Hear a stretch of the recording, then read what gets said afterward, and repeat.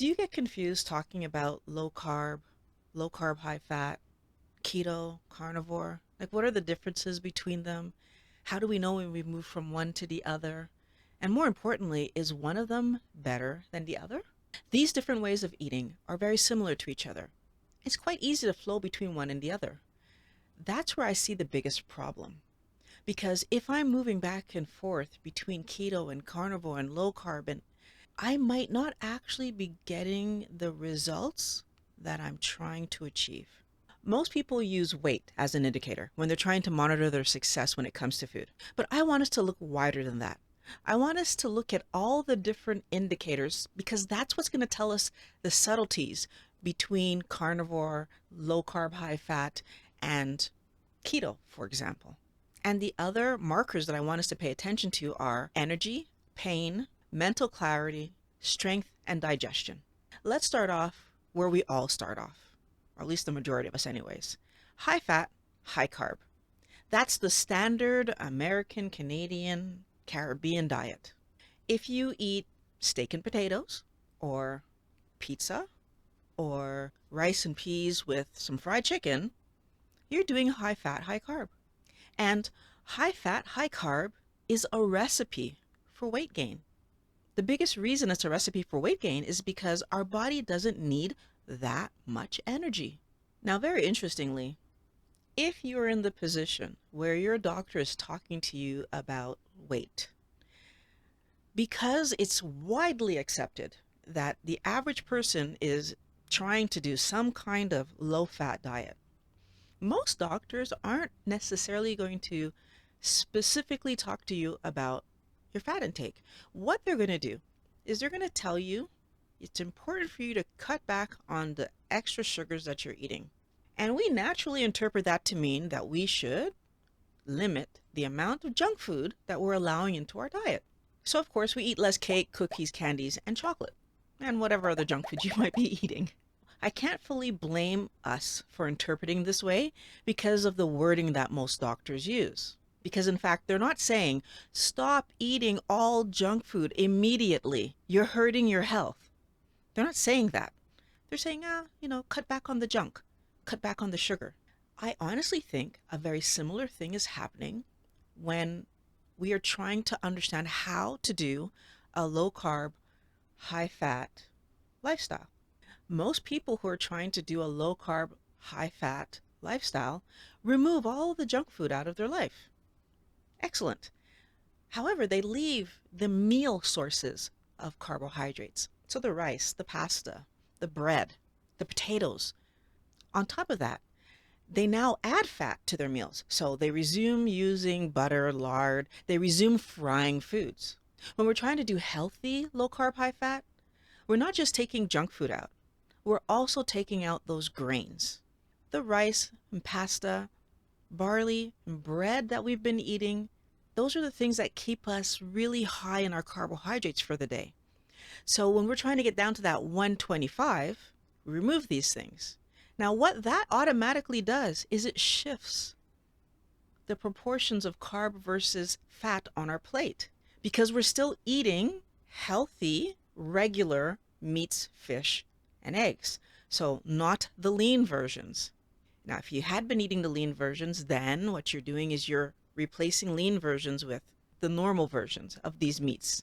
There really isn't any need to add extra fat to your meal if you allow yourself to eat the fat that typically would have come with the cut of meat that you were eating had you not taken the lean version. If you buy a steak, let that fat be there. If you buy a pork chop, let that fat be there. If you buy chicken, try to go for the legs and the thighs because there's more fat in there. And eat the whole egg. That changes the proportion of fat on your plate. And it's kind of like if I was trying to make purple, then I could have 50% red and 50% blue.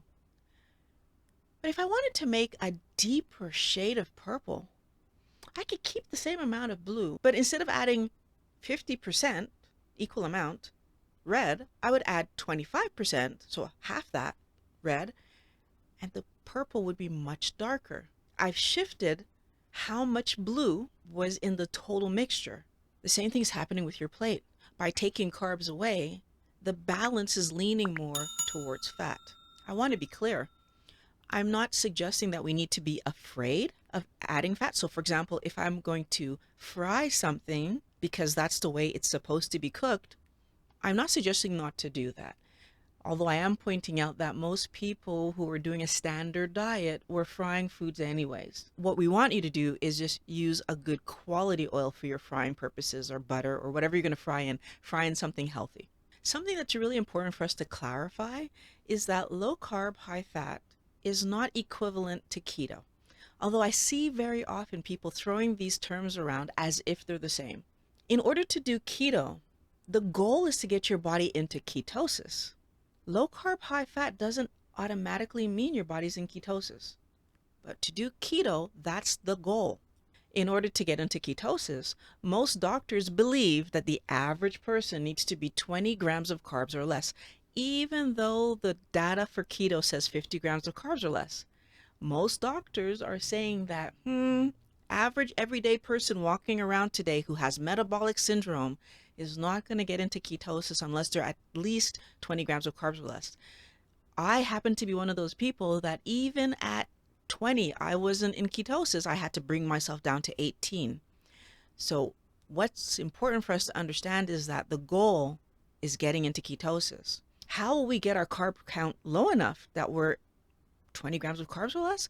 Well, now we've added that not only are we not having grains, not only are we not having junk food, we're taking out the fruits, we're taking out the high carbohydrate vegetables, things like potatoes and carrots and onions, and we're taking out the high carbohydrate nuts and legumes. We're taking out high carb dairy, like milk. We're doing all of this to make sure that our body prioritizes burning fat for fuel. So being in ketosis. Getting into ketosis is something that we can measure. The most accurate way to measure it is with blood. You can also do urine and breath tests. They're not as accurate. We can also tell by the way that our body is behaving. Some of the more common signs that you're in ketosis are having good energy, being able to go longer periods of time between meals, no more cravings, and good mental clarity. Wellness warriors, definitions matter. They guide our behavior because they make up our understanding of what we're trying to accomplish. The most significant example of this that I've seen is people who are doing low carb, low fat. Often this is due to a lack of understanding. They find the low carb world, they read or watch or however they get their information, and they don't get correct information. So their definitions are wrong, and they pull carbohydrates out of their life, but they're still eating lean cuts of meat, even minimal amounts of meat and lean cuts of meat. Some of them avoiding meat because protein's bad for you. Again, poor information. And they're not understanding that, in fact, carbohydrates and fats are the two energy sources that our body uses. Protein, although we can get energy from it, is not an energy source. It's a building block. And our body only uses protein as an energy source. So directly, like this is what I want it for, as an energy source when we are in trouble. Therefore, if I bring my carbohydrates down, but I'm still avoiding healthy fat sources, I'm going to be hungry all the time. Some of you might say, well, but if you're overweight and you bring your carbs and your fats down, wouldn't that just cause you to lose weight even faster? I need every wellness warrior to understand that our body is too smart to put us in a bad situation. And although, yes, your body is going to take some fat from you to try to get through this situation, but it's also going to start doing some other actions to try to correct the situation. The first one being push you to eat. Not enough energy coming in, go get more food. Not enough energy coming in, go get more food. And you're going to be hungry. Let's put some perspective on this. When you go shopping every week, you're buying groceries for the household, replacing the things that are missing. So maybe we don't have any milk left, we don't have any eggs left, we don't have enough whatever vegetables you guys eat, whatever grains you guys eat, like you're replenishing the household. There's a possibility that we might run out of fridge items because those are perishable and we buy them in small amounts. But we rarely run out of pantry items completely. So in fact, in our house, if for some reason this week we couldn't go shopping, there would still be food for us to eat. Our body is the same. When your body is sending you the signal, hey, go get some more food, there's still energy on board that of course your body could use. And I mean real energy, not protein, real energy that your body could use to keep you moving forward. Now I need you to think about what happens when there's some kind of disaster, like for example, the 2 years that we just lived through. At the very beginning of a disaster, there's a possibility that I cannot go to the grocery store for whatever reason. It's closed. There's no go. So now all of a sudden, whatever's in my house is the food available for my household to eat. And what's the first action that every parent or person running the household is going to take in that situation? Rations. We will no longer allow the food to just be eaten quickly. We slow it down because we don't know how long it'll be before the grocery stores reopen.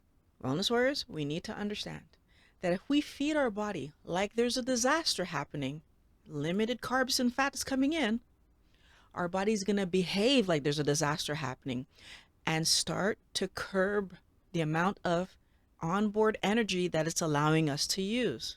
And when your body starts doing that, you're not going to lose weight.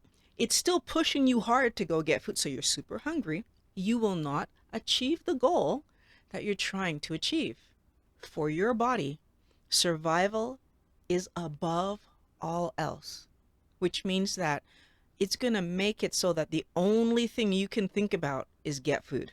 Because for your body, that's the only thing that matters. We need to get ourselves out of this disaster situation. Choosing the best quality food that builds and fuels your body the most efficiently is what matters the most. And the question becomes, is there a real reason to choose carnivore or low carb, high fat or keto? In my opinion, not a doctor, I would say there's a very good argument for children, teenagers, and young adults to do a low carb lifestyle. Low carb, high fat, low carb, do that kind of lifestyle. The people in this age range, they're healthy. They haven't been damaging their body as long as us adults have.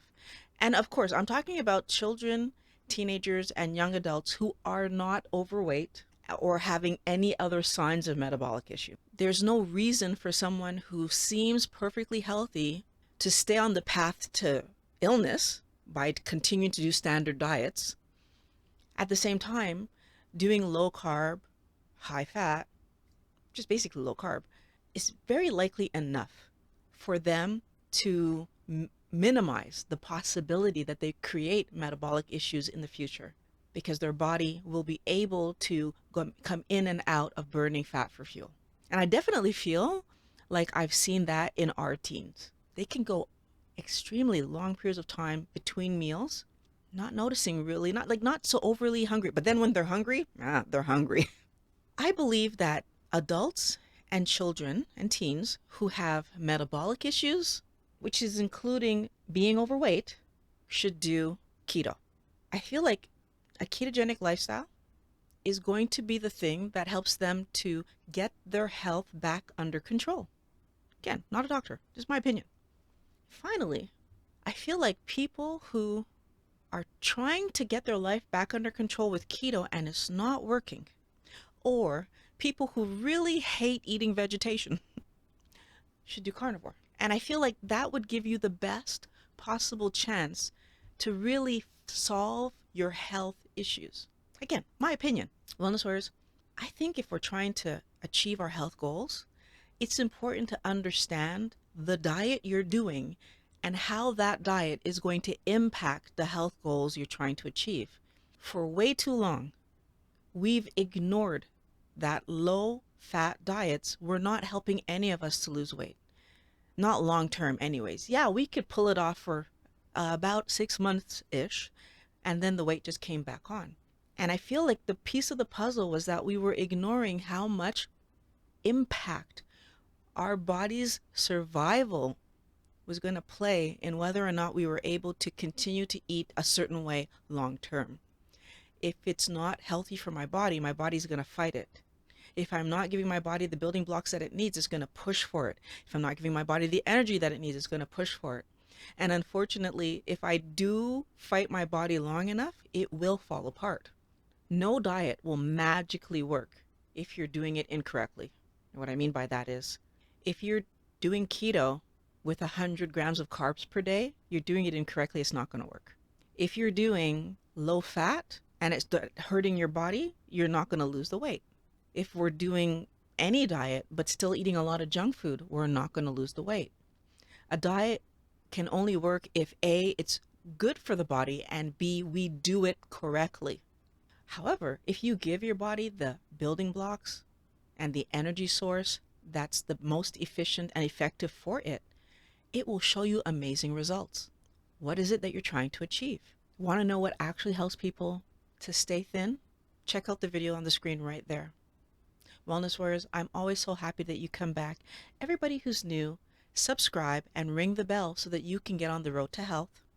I want to thank you for watching Mind Blowing Health and Wellness of Violet, and I really can't wait to talk to you again next week.